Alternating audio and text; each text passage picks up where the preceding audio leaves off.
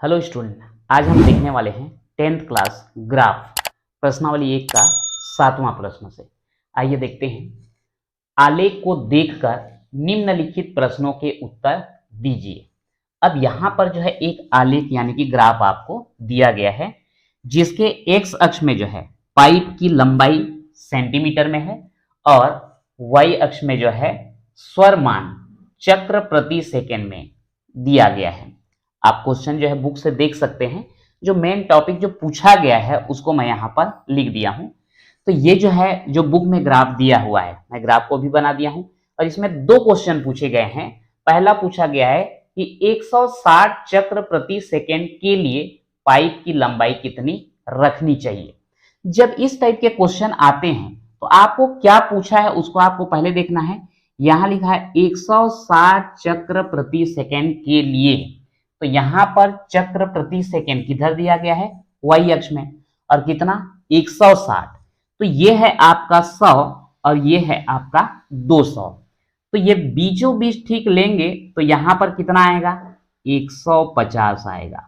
अब हमको 160 बोला गया है तो लगभग लगभग थोड़ा सा इससे जो है ऊपर ले लेते हैं ये वाला पॉइंट। ठीक, आपको ग्राफ में और एग्जैक्ट समझ में आएगा। आप यहां पर स्केल रख के देख सकते हैं तो पता चलेगा। अब यहां पर ये मान के चल रहे हैं कि ये वाला पॉइंट जो है 160 चक्र प्रति सेकेंड के लिए है। तो यहां से आप डायरेक्ट जो है क्या करेंगे, स्केल पकड़ करके ये ग्राफ में सीधी लाइन खींच देंगे। मतलब इस बिंदु से यहां पर ठीक लंबवत होना चाहिए और फिर स्केल पकड़ के यहां से एक्स अक्ष में हम लंब डाल देंगे। तो यहां पर अगर हम देखते हैं तो ये 20 है और ये है 30 और ये बीच में आएगा ठीक 25। तो ये ग्राफ यहां पर जो बनाया हूं उसके हिसाब से तो लगभग लगभग 27 आसपास दिखाई दे रहा है। तो हम क्या लिखेंगे, 160 चक्र प्रति सेकेंड के लिए पाइप की लंबाई 27 सेंटीमीटर रखनी चाहिए, ये हम लिख देंगे। अब मैं यहां पर एग्जैक्ट 27 को नहीं बोल रहा हूं, आप जो है स्केल रखेंगे, स्केल लेकर के ऐसा करके आप रख देंगे और ऐसा लाइन खींच के देखेंगे, फिर वहां से इधर एक्स अक्ष में लाइन खींच करके देखेंगे। हो सकता है 24 सेंटीमीटर आ जाए, हो सकता है 22 सेंटीमीटर आ जाए, पर एक आइडिया बस आपको बता रहा हूं कि यहां पर कैसे हमको मान को ज्ञात करना है। तो ये तो हो गया पहला। दूसरा में हमको बोला गया है कि 60 सेंटीमीटर लंबी पाइप का स्वर मान कितना होगा। अब 60 सेंटीमीटर बोला गया है तो ये पाइप की लंबाई सेंटीमीटर में एक्स अक्ष में दिया है, ये 10, 20, 30, 40, 50, 60। तो ये 60 सेंटीमीटर के लिए हमको क्या ज्ञात करना है, स्वर मान। तो ये 60 सेंटीमीटर से आप सीधा जो है ऐसे लाइन खींच देंगे ऊपर, मतलब लंबवत होना चाहिए।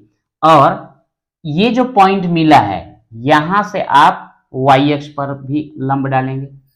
ये अगर यहां से मैं वाई अक्ष में लूं ऐसा, तो लगभग लगभग कितना आ रहा है, 100 आ रहा है। तो इसका उत्तर क्या हो जाएगा, इसका उत्तर होगा 60 सेंटीमीटर लंबी पाइप का स्वर मान 100 चक्र प्रति सेकेंड, 100 चक्र प्रति सेकेंड होगा। और ये हो जाता है आपका आंसर। अगला क्वेश्चन देखते हैं, 8वां। मैं किताब से जो है प्रश्न पढ़ रहा हूं। नीचे ए और बी दो सारणियां दी गई हैं। यह है सारणी ए और ये वाला है सारणी बी। उनमें प्रदर्शित राशियों के मध्य आलेख खींचिए। यहां पर राशि जो है वृत्त की त्रिज्या r सेंटीमीटर में और वृत्त की परिधि 2 पाई r सेंटीमीटर में दिया गया है। इन दोनों के बीच जो है एक आलेख खींचना है सारणी ए से। सेम वैसे ही सारणी बी से वृत्त की त्रिज्या r सेंटीमीटर और वृत्त का क्षेत्रफल a वर्ग सेंटीमीटर, इन दोनों के बीच भी एक आलेख खींचना है। और जांचिए कि क्या उनमें y2 माइनस y1 अपन x2 माइनस x1 नियत है। कहने का मतलब दोनों में जो है सेम मान हमको प्राप्त होता है या नहीं।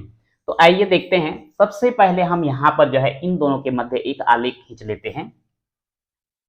तो इसके लिए जो है दो अक्ष ले लेंगे। ये हो गया आपका मूल बिंदु। अब यहां पर x अक्ष में किसको लेंगे? त्रिज्या को। क्यों? क्योंकि त्रिज्या यहां पर स्वतंत्र चर है और परिधि जो है त्रिज्या पर निर्भर करता है। तो अगर हम x अक्ष में त्रिज्या को ले लें, 2, 4, 6, 8, 10 दिया गया है, तो एक काम करते हैं, यहां पर जो बराबर बराबर दूरी में हम लेंगे, एक बड़ा खाना को जो है हम ले लेते हैं इतना 2 सेंटीमीटर। तो ये हो जाएगा आपका 2, 4, 6, 8, 10, 12। क्या है यहां पर? वृत्त की त्रिज्या r।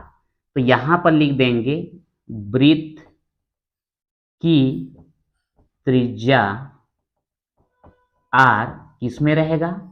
सेंटीमीटर में। ये आपके x अक्ष में।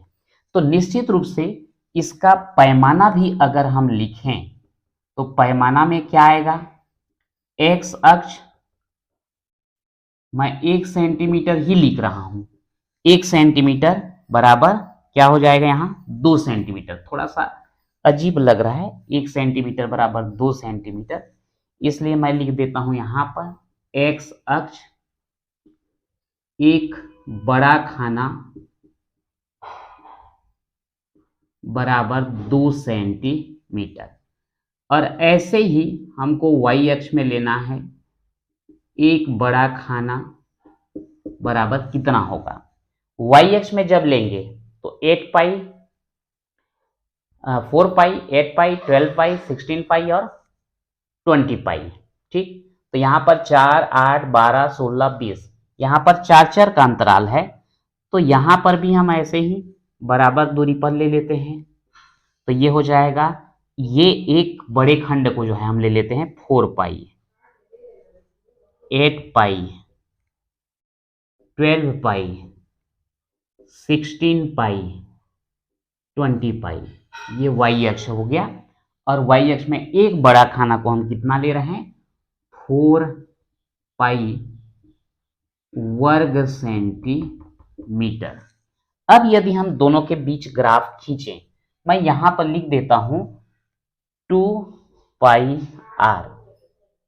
किसमें रहेगा? ये जो है सेंटीमीटर, सॉरी मैं यहां पर वर्ग लिख दिया हूं, वर्ग नहीं रहेगा, केवल सेंटीमीटर रहेगा। अब x अक्ष में 2 लेंगे तो y अक्ष में 4 पाई, तो यहां 2 और ये 4 पाई, तो यहां पर आ जाएगा, ये पॉइंट मिलेगा हमको, ये वाला। क्या लिखेंगे इसको? 2 और 4 पाई। सेकेंड बिंदु लेते हैं, 4 और 8 पाई। ये हो गया 4, ये हो गया 8 पाई। इसको आगे बढ़ाओ, इसको आगे बढ़ाओ, लगभग यहां पर पॉइंट मिलेगा। और ये हो जाएगा आपका 4 और 8 पाई। उसके बाद थर्ड 6 और 12 पाई। ये है आपका 6, ये है 12, ये आएगा लगभग यहां पर 6, 12 पाई। उसके बाद 8, 16 पाई। ये है 8, यह है 16 पाई, लगभग यहां पर आएगा 8, 16 पाई। और लास्ट है 10 और 20 पाई। तो ये 10 और ये है 20 पाई, लगभग ये यहां पर आएगा। जगह की कमी है, मैं यहां लिख देता हूं 10, 20 पाई। और ये जितने भी पॉइंट मिलते हैं ना, इसको स्केल की सहायता से जो है आप मिला लेंगे। मेरा जो है ग्राफ में नहीं बना है, इसलिए थोड़ा सा टेढ़ा मेरा है। ये एग्जैक्ट जो है एक सरल रेखा हमको प्राप्त होगा। तो यहां पर जो है वृत्त की त्रिज्या r और वृत्त की परिधि 2 पाई r के मध्य जो है एक ग्राफ हम प्राप्त कर लिए हैं, जो कि क्या प्राप्त हुआ है? एक सरल रेखा प्राप्त होता है। सेकेंड देखते हैं इसमें सारणी बी से। तो वृत्त की त्रिज्या r सेंटीमीटर और वृत्त का क्षेत्रफल a वर्ग सेंटीमीटर। यहां पर भी आपको इसी टाइप का 2 अक्ष लेना पड़ेगा। दोनों का प्रतिच्छेद बिंदु मूल बिंदु कहलाएगा।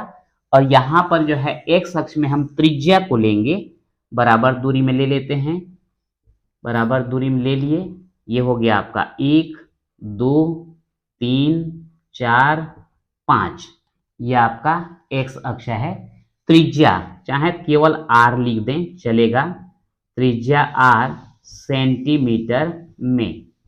तो एक्स अक्ष में ये एक बड़ा खंड जो होता है उसको कितना लिया गया, 1 सेंटीमीटर।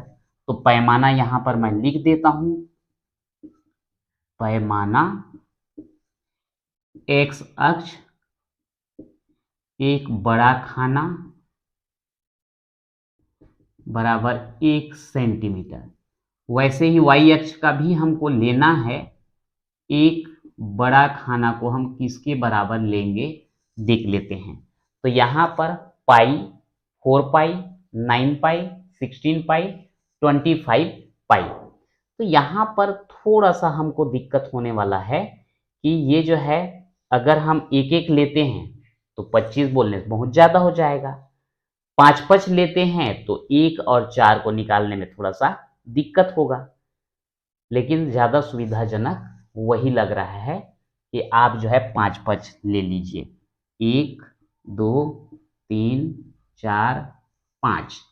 अगर 5 लेंगे तो उसमें होगा क्या कि एक बड़ा खंड कितना को दर्शाएगा, यहां पर ले लेता हूं मैं 5 पाई, 10 पाई, 15 पाई, 20 पाई और ये हो जाएगा 25 पाई।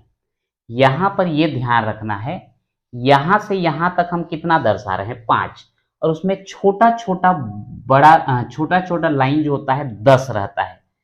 तो यहां पर इसका मतलब ये हो गया कि अगर 2 छोटा लाइन लेंगे, है ना, 2 छोटा लाइन किसको प्रदर्शित करेगा, 1 को प्रदर्शित करेगा। तब तो यहां पर यहां से यहां तक जो छोटा लाइन 10 ठो है वो 5 के बराबर है। ग्राफ में होता तो मैं एग्जैक्ट इसको बता सकता था हम पॉइंट कहां कहां पर रखेंगे। अब यहां पर देखिए, जब x का 1 है तो पाई का कितना है 1। तो यहां पर ये छोटा छोटा 2 लाइन लेंगे, ये वाला मिलेगा, तो लगभग हमको ये वाला पॉइंट प्राप्त होगा। और उस पॉइंट को क्या लिखेंगे, 1 और पाई। दूसरा वाला अगर x का 2 लेते हैं तो इसका आएगा 4। तो 4 बोलने से यहां छोटा छोटा 8 लाइन को गिनेंगे, लगभग यहां पर मिलेगा, ये पॉइंट आ जाएगा इस जगह। तो लिखेंगे 2 और 4 पाई। अगर हम 9 लेते हैं तो 9 लेंगे तो कितना हो जाएगा ये जो है आपका 4 पाई हुआ।